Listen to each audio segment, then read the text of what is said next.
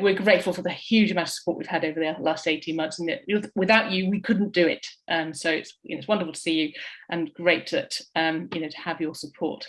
So you can see why we're doing it. But as Alison said, the stars of the evening tonight are, of course, Elaine and Dafila, and it's my huge pleasure to introduce Dr. Dafila Scott, our esteemed vice patron at UKAHT, a renowned zoologist and decorated artist of wildlife and more recently abstract landscapes. Dafila, many of you also know, of course, is granddaughter of Captain Robert Falcon Scott, from whom she must have inherited her passion for the natural world. She's a regular visitor to Antarctica, of course, but in early 2020, Dafila visited the Ross Sea region of Antarctica for the first time, visiting the huts built by her grandfather during those famous expeditions more than a century ago. Happily, she managed to get back to the UK just before we were all plunged into lockdown. I think it's quite an interesting journey home. And she joins us tonight, and I'm delighted to say, to welcome you, Dafila. I'm very much looking forward to hearing more about your work and your inspiration. So over to you, Dafila Scott. Thank you so much, Camilla. Well, this is an oil painting of Captain Scott's hut, my grandfather's hut at Cape Evans in the Ross Sea, which I did last year after our trip. And as you all know, I'm sure this is where he set off for his journey to the South Pole from, and of course, sadly didn't come back. We went there when the weather was absolutely terrible, and initially we absolutely couldn't land. So we had to wait for a couple of days before it was even possible. And even then it was touch and go. The temperature was -12 centigrade and the wind was 20 knots. And the sea was actually freezing. But the very wonderful crew did manage to get us all ashore. And we went into the hut in small parties for about 10 minutes each, and it was amazing. As you know, the cold preserves everything, and so it's very much like it was when they left it, and it does almost feel like they could walk in at any moment. And we had a little bit of time after we were in the hut to look around the place and got the hill behind, but not very much. So really it was impossible to draw. It was far too cold, and as soon as I took my gloves, my outside gloves off, it was just too cold to actually draw with the pencil. So I took a few photos and then had a really good look. But my normal way of drawing when I'm in a lot of places actually, is to make very quick pen and ink sketches. So if you look at the next image, my first trip to the Antarctic as an artist was in 2011, when I was artist in residence for the Friends of the Scott Polar Research Institute, and I was lucky enough to go to the peninsula with them, and courtesy of the Navy. And so I would make masses of these drawings in my little notebook, and then I would come back to the ship and maybe work them up a little bit. And this one was probably somewhere near Deception Island, because yes, you can see Deception at the bottom left and the bottom right. There's fur seal and pintado petrel, which were waiting for us on the shore. And in the next image, you can see that I also was very much inspired by the icebergs.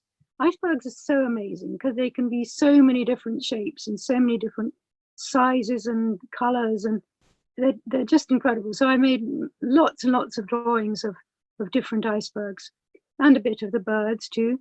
And in the next slide, you'll see that I was also interested in the landscape. So the peninsula, but also of course the Ross Sea, is incredibly spectacular. The mountains are amazing. And in the bottom left, I did a very sketchy drawing of Adelaide Island, which is off the peninsula. And then in the next image, you will see my finished painting resulting from it. And that I did when I actually got home. So I'm also interested in people and the interactions of people on the Antarctic continent.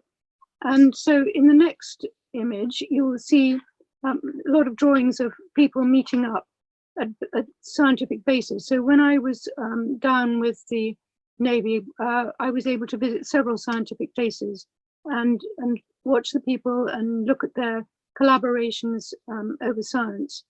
And in the next image, you will see a finished painting that I did as a result of that. I'm always so impressed by the Antarctic Treaty, It's one of the most wonderful international collaborative efforts, which so far, despite some tensions, works incredibly well. And it's so marvelous that the continent should be just for science and peaceful activities, and that there should be such collaboration between nations. And I just hope it goes on for a long time.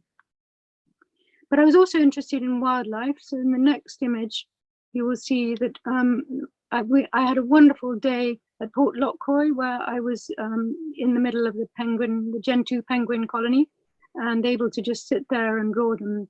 And they are such lovely subjects to draw. They don't, they do sometimes move fast, but they also sit still quite a lot. So that's very helpful to someone, trying to get their shape right and everything.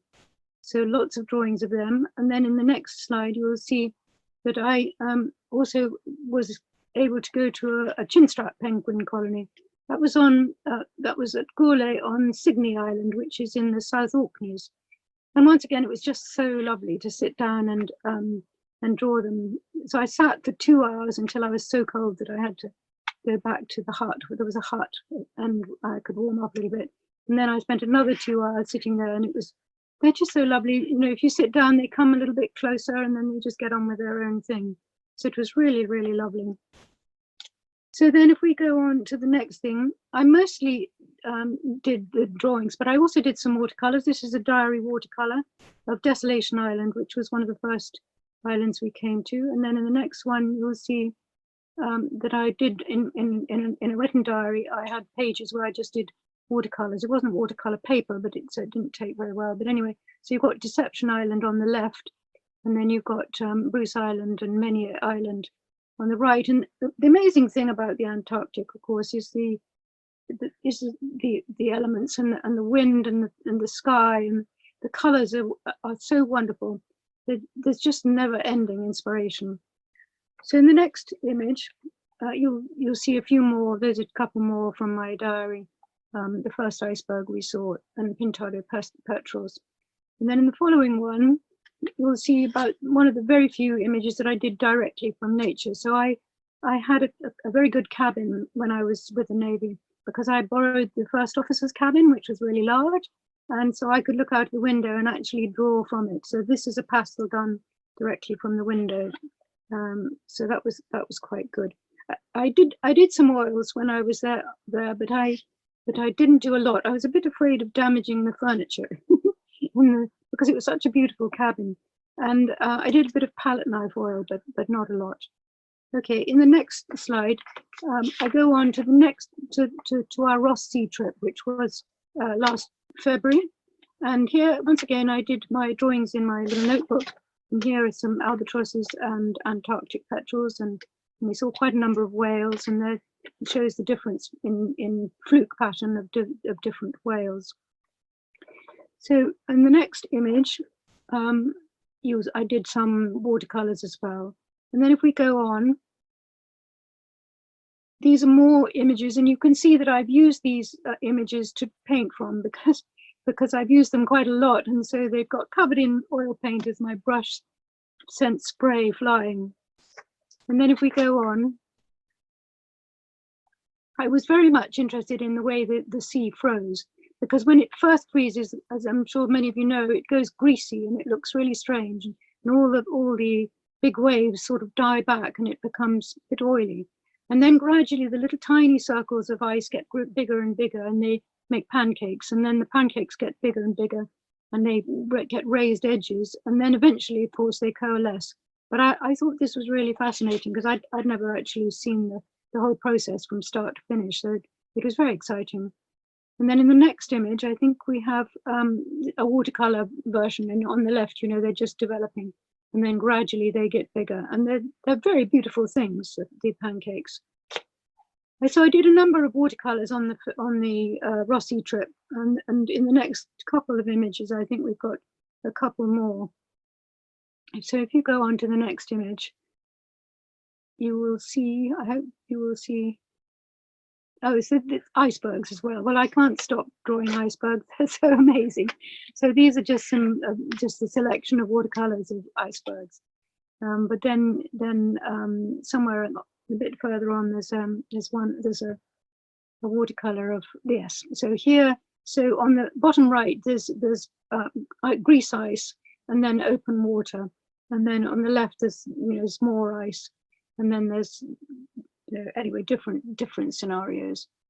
But it was fun doing watercolors because they were quick, and I could do them in my cabin because I had a much smaller cabin, obviously, on the Ross Sea trip. So in the next image, I'll show you some finished pictures. So here is a pastel that I did. We didn't see very many penguins, and we never went to a penguin colony on the Ross Sea trip, but we saw chinstraps and adelies on the Belleni Islands where the adelies were molting, so they were just sitting really still. And that's one pastel that I've made of that. And then I think in the next 3 images, you see finished paintings that I've made since I was back. So here is a snow petrel in front of an iceberg and some not quite fast ice.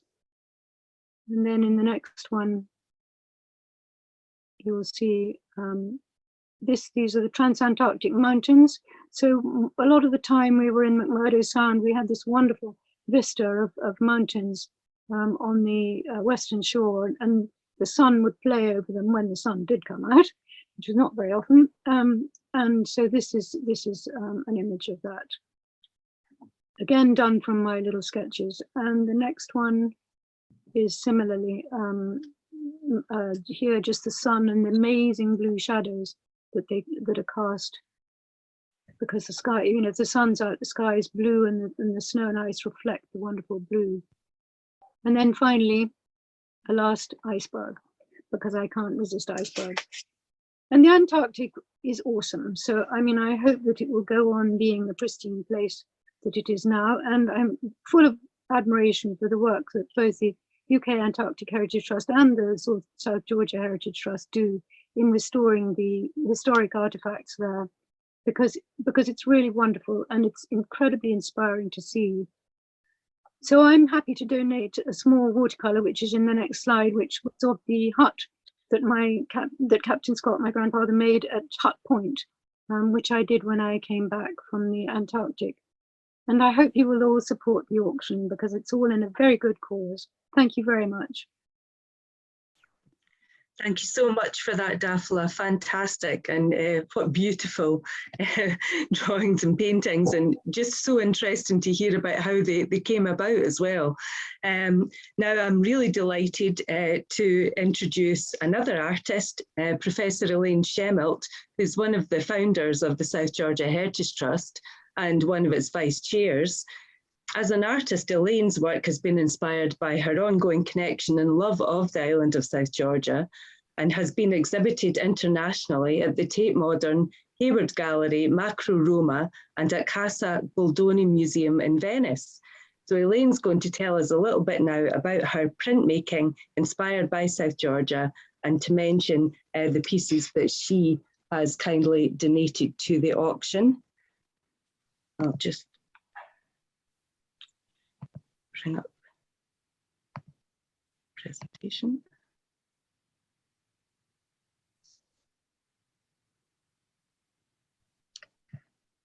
Over to you, Elaine. Thanks, Alison.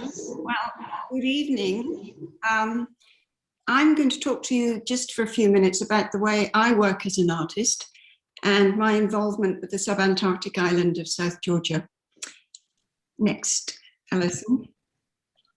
I'm an established and old artist, with an emphasis on the old, but I'm principally a printmaker. And the process of printmaking means that the artist works in reverse. This image, for example, was created on the etching plate back to front in order that it would print in reverse, i.e. the right way round. Next. So probably as a result of this, I tend to think in layers, always aware that in the end I'll use a key image to make sense of my idea. I make painting, sculpture, installation, and I use a lot of photography. I believe that contemporary printmaking is not confined by tradition or medium. Next. Over the years, I've worked a lot with scientists, and one of my many collaborations was my involvement with the James Hutton Institute, or formerly the Scottish Crop Research Institute. Erwinia is a potato pathogen that destroys crops, particularly in third world countries. This work came about as a result of trying to visualize the genome sequence of the potato pathogen Erwinia. Next. So my mission was to help these scientists to raise the profile of a new understanding. The challenge for me is always how to make sense of it all in visual terms. When I work with scientists, I try to be precise, clear, and unambiguous, despite sometimes representing an ambiguous concept. The presentation of scientific information has a deserved reputation for being literal and representational. Next. But as a contemporary artist and printmaker, I'm naturally interested in collaboration to move the boundaries of interpretation and convey complex ideas and scientific insight. So my method is a process of experimentation, discovery, resolution, and critical reflection. It's more the sort of pursuit of the image, the unlimited image. And my work has also taken me to remote environments. So nearly 20 years ago, I developed a passion for the remote environment of South Georgia. Next.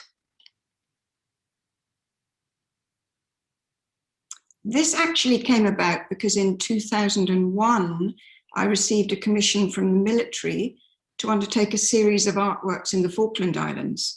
And this was to commemorate the 1982 conflict. Next. So for many years, I worked as a war artist, watching and observing various conflicts. And I have an informed and particular horror of civil war. Next. This was my first experience of collaboration on a large scale. And it wasn't with scientists, it was with the military. It resulted in an exhibition at the Imperial War Museum, which really featured the work that was done in the field hospital on Ajax Bay. However, it was from the vantage point of the Falkland Islands that I became aware of the existence of South Georgia. Next. So I have to say, I'm an artist, I'm not a scientist, and I'm definitely not a politician. But I do try to raise the profile of this extraordinary place through visual means. South Georgia, as many of you will know, is an isolated mountainous subantarctic island situated in the South Atlantic Ocean. There are significant conservation issues to be tackled, and of course, art and science collaborations, as I see it, are an intelligent and creative response to a problem that needs to be addressed. Next. South Georgia lies within the Antarctic convergence, and apart from the Falkland Islands or Tierra del Fuego in Argentina, the next landmass is the Antarctic Peninsula. Next. From my perspective, it's one of the most beautiful and most remote places on the earth. 19 years ago, along with a colleague, sadly now deceased, we developed the first of two environmental research projects, the Center for Remote Environments, and then a few years later, the South Georgia Heritage Trust was formed.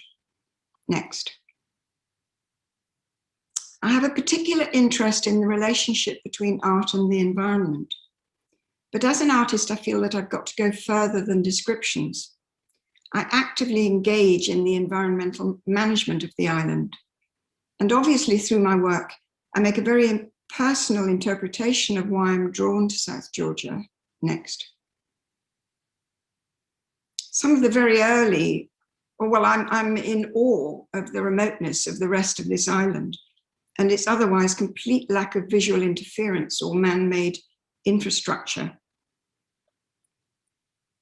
Is it possible to roll back history and restore the landscape despite the destruction reaped by the whaling industry? Next.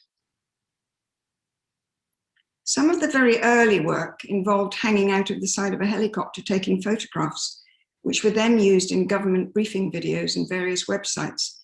But that was not enough. Next. Our habitat restoration became the UK's largest and most challenging privately run wildlife conservation project to date. It was a massive undertaking to remove every last rat from South Georgia. The island's 100 miles long, and the rodents on the coast were threatening the extinction of some of our most treasured birds. Next. And now we're faced with the next question. What is to be done about the whaling stations? How do we address the responsibility from an environmental and cultural industrial perspective? Next. The issue of these post-industrial whaling stations left to collapse in an otherwise unspoilt environment is my personal ongoing South Georgia artistic stroke environmental research challenge. Next. For one of my exhibitions, I digitally rendered versions of maps of South Georgia, and then by hand I worked and reworked their surfaces, creating a three-dimensional effect through blind embossing. The intention of a map is to mirror from evidence the geographical location of a place. In the case of the early hand-drawn maps, it's the imagination of the artist or explorer that the maps more accurately describe. Next. Maps are both texts and images. They also have an intimate relationship with reality as we use them to get around. We generally read them in direct relation to our surroundings. Next. But what do we do when we're looking at one of the last unspoilt places in the world? Do we actually want more visitors to South Georgia? Or can we leave this place of wonderment to repair itself? That's the dilemma. The film director Peter Greenaway said, "I've always been fascinated by the particular excitements aroused by a sense of place, the distinction of a particular genius loci. This is true if the place, space, or location is indeed a real one, but it's certainly true in the location that has been invented in words, or in a painting, or in the cinema." Next. So in just a few minutes, that was really the best way that I could explain what it is that I'm trying to do with the limited edition of prints that you see in this auction. I hope it helps you to have a little bit of understanding of the work. Thank you. Fantastic. Elaine, Dafila, thank you so much. They were wonderful insights into your two practices and where your inspiration comes from. We're delighted to open up to questions. So to both of you, really, I mean, Dafila first, I mean, between your visits to Antarctica, what changes did you see, and how they captured, between your sort of first visit and your most recent visits, what changes have you seen, and how have they captured those in your work? I'm not sure I can say, because I went to two different places. So on the first visit I was in the peninsula, and on the second I was in the Ross Sea, and but I can compare. So I had actually been to the Antarctic a very long time ago with my parents when I was in my gap year, when I wasn't working as an artist, and the difference there, I don't know that there was very much difference in the area in McMurdo Sound that I noticed, but then I'm not sure I would have recorded exactly where the ice came to. I'm sure the Barne Glacier has probably retreated, but it's not something that I would personally have noticed. What was noticeable is that there are many more ships down there now. So when we went in, I think we were about the only ship. It was the Lindblad Explorer, and in 1971, a very long time ago. But so this time, we met other ships, and we saw Chinese ships, and yeah, we saw a number of other ships. So I think that was quite a big difference. Yeah. Oh, thank you. Yeah, no, interesting. And Elaine, what about you? To your first and most recent? Well, I think the most shocking thing is the retreat of the glaciers, actually. I mean, really, I was shocked the last time I went there. And there's an obvious, yes, I mean, global warming has had its effect. I haven't been there since we eradicated the rats. So I hope, if I ever get there again, that you can hear the sound of the South Georgia pipit and the South Georgia pintails and so on and so forth. So that should be a very positive thing. So yeah, the first time I went was way back in, I think it was something like 2002. And it was, I mean, that impression will never leave me. And I really, really felt that this was the one time that I was looking at a landscape that had no visual interruptions from man. I don't know if I would feel that way now, but I mean, it was a dramatic impression that will never leave me. Thank you both so much. Tim, please show us your question. Thank you. Hello, fascinating talks. Thank you very much, Anita. Thank you for organising this. I had the privilege of being a member of the British Antarctic Survey from 1979 to 1982, coming out just before the Argentinians were going in. In fact, I was in Port Stanley the day before they were invaded, so that was a bit of comfort. And then part of the first three-man team back in 1985, post the conflict. Whilst I was down, I had the unfortunate experience of some members of a passing Russian ship destroying some of my experiments. So my question was really wondering, now that you guys are not in there from the Antarctic Heritage, the South Georgia Heritage Trust, looking after the post office and so forth, as far as you know, are things secure and okay as far as things down there are going? Yeah, I'll answer. Alison, do you want to jump in on that one as well? Well, I mean, the South Georgia Museum is intact. It was closed up, but it has been opened up a few times. And we've had a lot of help from one of our friends in British Antarctic Survey, who's been going in and just checking the museum and that the conditions are okay for the collection and that kind of thing. In some ways, you know, we're lucky because the temperature in South Georgia and so on means that actually, you know, the sort of environmental impact of leaving the collection for any length of time isn't too great. So yes, it's all sitting there just waiting for us to come back, and we can't wait to get back down again. What would you say, Camilla? Yeah, similar actually. I mean, like you say, I mean, we couldn't get down there. All the tourist industry couldn't get down there. So the only people that could really get down there, really the scientists. So it was only really the British Antarctic Survey and other national programs that could get there.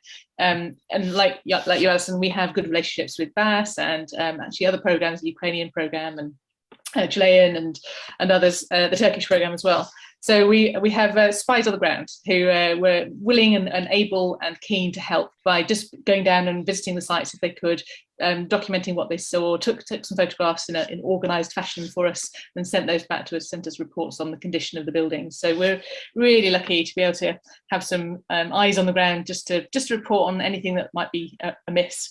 And more generally, I think, you know, as I say, there's just much less traffic, much fewer people down. Even the programs are sending very many fewer people. So the ships, the BAS ships were, you know, there weren't as many scientists going down, no winterers, of course. So it must have been a very quiet place and the penguins could run amok, surely.